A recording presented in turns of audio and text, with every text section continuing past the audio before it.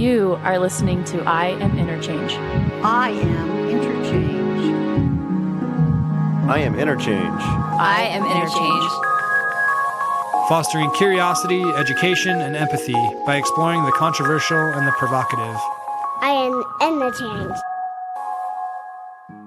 Hey, this is Tate Chamberlain with I Am Interchange. Joining me today is the very multi-talented Erin Schattauer out of Montana. We'll be discussing machismo, using Erin's experience as a domestic violence survivor to shed insight on how we can shatter gender stereotypes. Promoting emotionally aware development during a child's most formative years is a part of this process, which is something Erin both teaches and practices. She's not only a domestic violence activist, but also a mother of a young son. This episode is a precursor to a larger panel we have coming up in February. 7 people from different backgrounds will be discussing machismo, what it means to them, and how it can be both negative and a positive tool. Hope to see you there. Hello everybody, it's Tate Chamberlain with the I Am Interchange morning show. We've got Erin Schattauer in the house. How's it going, Erin? Good, how are you? Doing all right.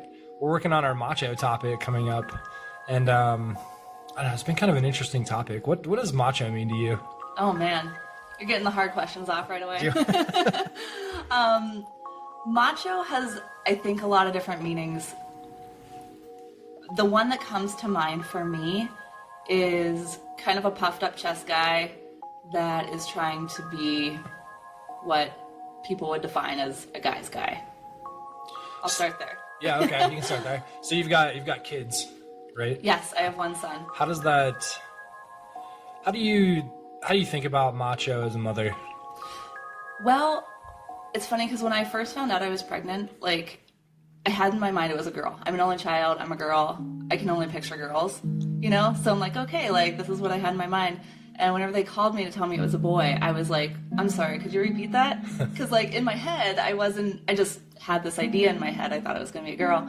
And I had to do a mind shift because I was ready. I was like, I know how to raise empowered women, I can do this.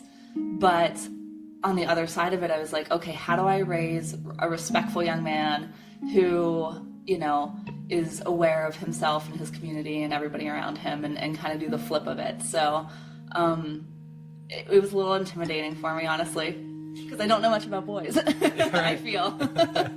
So what are you most passionate about? Is there anything that specifically gets your heart rate going when you think about the topic?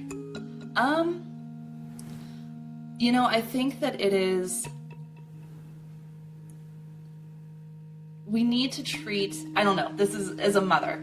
I don't think that boys and girls should be treated differently in that sense. I've read a lot recently after having Jack and, just about raising young men and emotionally aware young men and everything.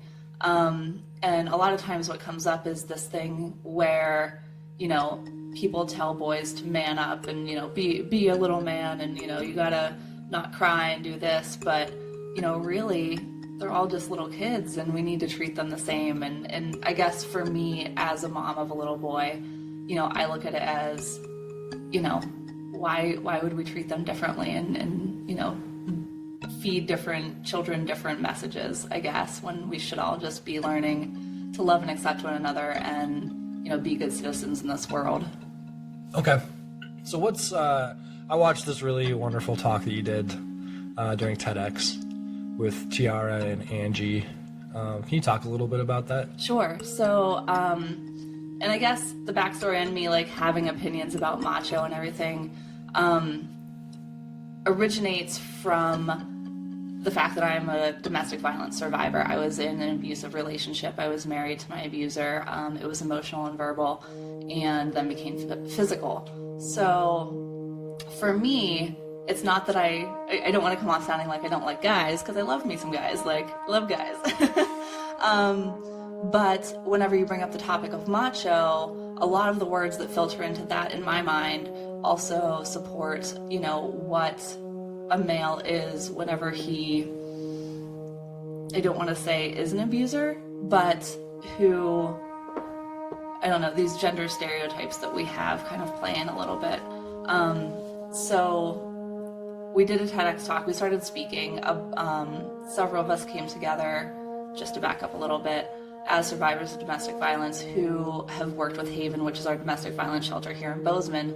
And Haven asked survivors, like, what do you want from us? And overwhelmingly, we said we want to have a voice. We want to tell our stories because we think it can help other people.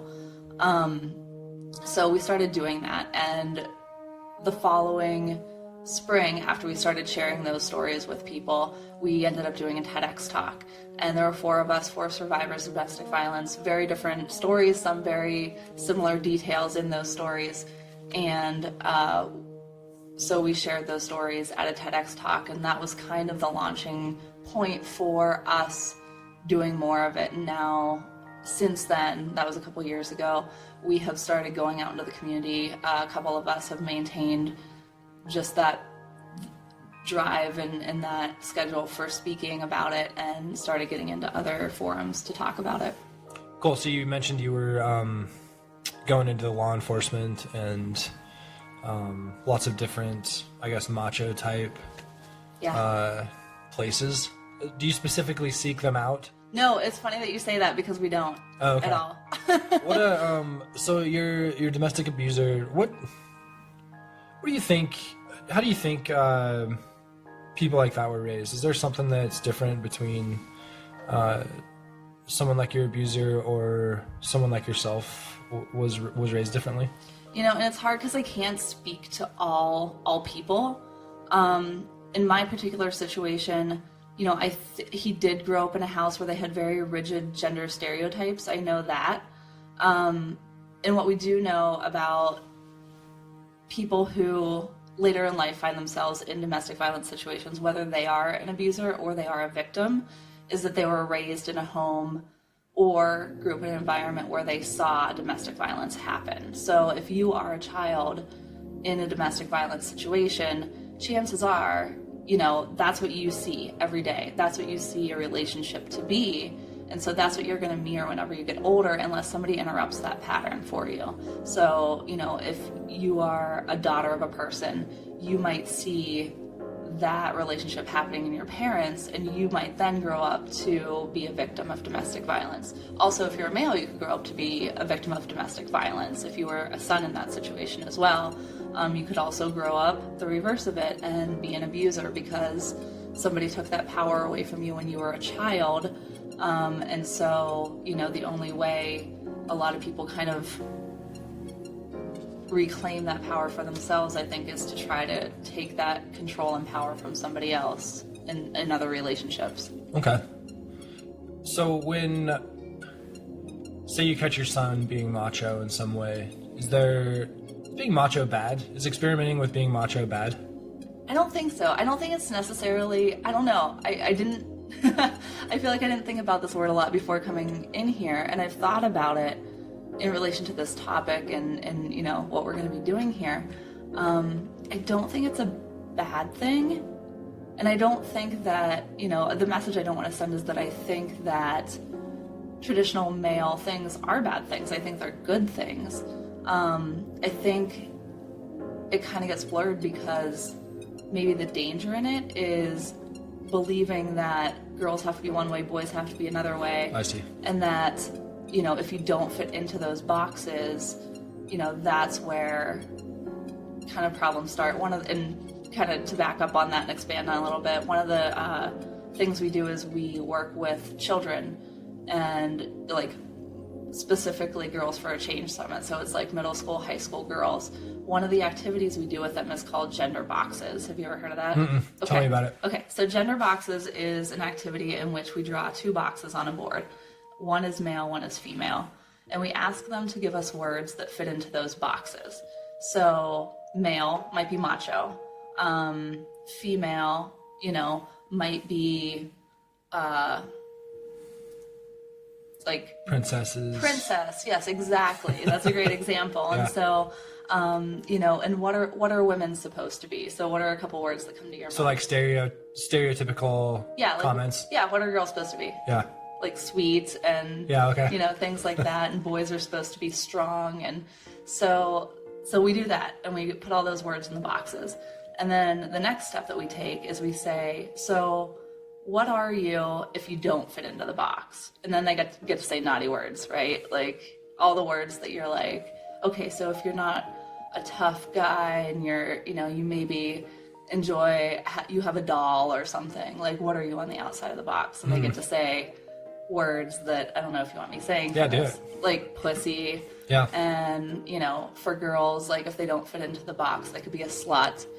Okay. And Or things butch. like that. Or, Yeah, exactly. And so then we talked to them about like, well, what do you do to get back in the box? Like, what are some ways that people get back in the box? So if you're a like middle school, high school boy, and somebody has called you a pussy and all these words, and what do you think? What do you think that somebody would do to prove that they're not that?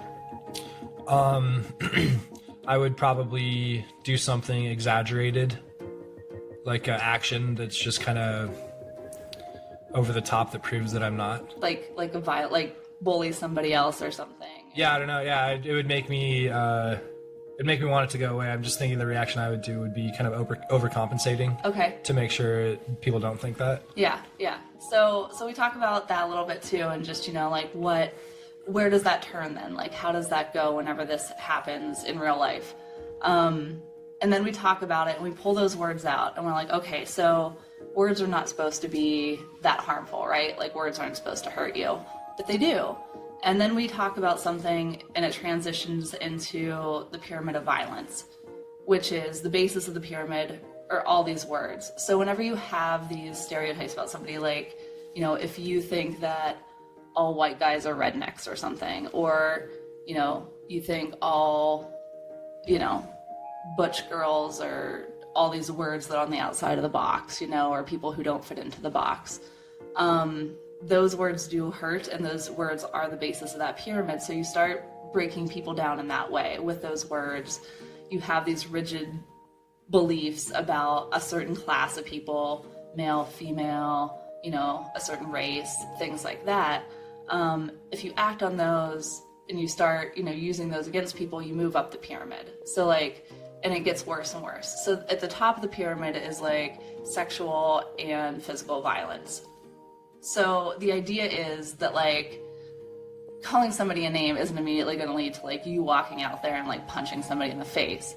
But the idea is that like sexual and physical violence does not just come out of nowhere. There's groundwork laid for it and a series of steps taken before getting to that point. And it begins with, calling people these names, having these beliefs about people, and nobody can just stay in this box. Nobody just fits in this box. And if we did, like, what would that look like? Yeah, interesting. So that was a very long explanation for you. That's a good explanation. Do you have any macho characteristics? It's a good question. You kind of stumped me. Because then I want to ask, like, well, what is a macho characteristic to you? Well, what like the boxes you're talking about? What do you fit into any of those? So maybe a macho characteristic that some people think is, I don't know. I was gonna say something like opinionated or strong-willed or something. Like stubborn? Stubborn. Do you have to be macho to be stubborn? I don't think so. Okay. No. Yeah, that's okay. Okay. I've been called stubborn before. So this can go both ways, like for women and men. In Mexico, one of the guys that's going to be on this panel named Rodrigo, he's got kind of the machismo role, and he makes an interesting case that there was never a sexual revolution in Mexico, which has kind of heightened the machismo stereotype. What does sex have to do with it? What's like sexuality have to do with it? I don't know. I think that's a whole topic, honestly, because I think we, naturally want to be sexual. I think we are sexual creatures. I don't think it's a bad thing. I think it's a really great thing. But I don't know. I think that it depends on everybody individually. Like if we're saying as a culture that, sexuality is this one thing or this other thing, I think it's very subjective. Like, what is sexual to me? So I don't know. I don't know. Like, kind of, because I'm thinking within those stereotypical roles of male female. And so, you know, Yeah. Okay. I don't know. And I guess that's a bad answer. No, it's not. I'll try and reframe it. Is there is there a certain sensitivity to the topic that I don't know, we could call it like slut shaming or something like that? Is there a point where we're restricting people from learning about themselves by doing that? Like what holds people back from exploring their sexuality? I think slut shaming for sure. Yeah. Oh yeah. Yeah. For men and women? Or maybe I want to say, and again, like I'm not a guy, is it just bad so for I don't women? know. I don't know. Like, okay. I want to say no, but I don't know that firsthand. So I believe it's probably bad for both men and women. But as a woman, I can say that, you know, I definitely think that there is a negative connotation towards explaining or exploring your sexuality, you know, because you are thought, those words do come out, like slut and whore and, you know, things that women are criticized for whenever they do explore their sexuality more. We'll go way out of here for now. Like a porn star who wants to resist but doesn't subtly. Like, Yeah. How do people explore that? Like, is that too out there? No, I don't think so. I think it all goes back to the individual. I mean, what might be comfortable for someone might not be comfortable for someone else, obviously. So, like, you know, like if a porn star, for example, is resisting something that, you know, he or she is being asked to do, then, you know, that's their boundary. At some point, I think we all have lines that, you know, it's like, well, don't cross my line. And, you know, like taking it back to my situation, you know, my boundary was physical violence, and I was like, okay, we're done. Like, we're done here. And I like to think that, you know, we're aware of those boundaries and that we respect our own. And I think a lot of people maybe don't, and they question themselves. Like, you know, you think that society is telling you, like, oh, you gotta do this, you gotta do that. And so you're like, okay, I'm just being a prude, or I'm just being, you know, and so you question yourself instead of putting that resistance up. Yeah. And resistance can be a good thing, and it's a very personal thing, I think. Yeah, interesting. Okay. So we've got our macho event coming up on February 21st. Is there anything you're kind of nervous about or considering, or you want to have a takeaway from? I want to learn more. I'm really curious about it because I want to know what the other people have to say, and I think it's going to be a really good discussion. Yeah, and I think that it's, you know, whenever you ask me about macho, I have a little bit of hesitation because, you know, I don't want to sound like that person who doesn't like guys, and, you know, and people who say, like, well, men can be victims too, and they can, and we acknowledge that for sure. So I'm curious, you know, like, I guess what my role is going to be in it as we get going and as, you know, more people come into the discussion. So I'm curious to see, like, what that whole interaction is like. Erin Schattauer, this is Tate Chamberlain. This is the I Am Interchange morning show. We've got our macho topic coming up on February 21st, and we hope to see you there. I am interchange. If you like our podcast, follow us on iTunes, Spotify, and SoundCloud. A special thank you to Neil Sharma. This episode was produced by 10 Directions, Tyson Lunn, and me, Tate Chamberlain. The sponsors include Humanities Montana, the City of Bozeman, the Montana Governor's Office of Economic Development, Montucky Cold Snacks, the Nova Cafe, 10 Directions, Headframe Spirits, Zocalo Coffee House, Whistle Pig Korean, Sola Cafe and Market, Shank Construction, the Pride Foundation, Loken Productions, and Blunderbuss. Do you have an issue that's riddled by gridlock in your community? Contact us at iaminterchange.org. That's iaminterchange.org.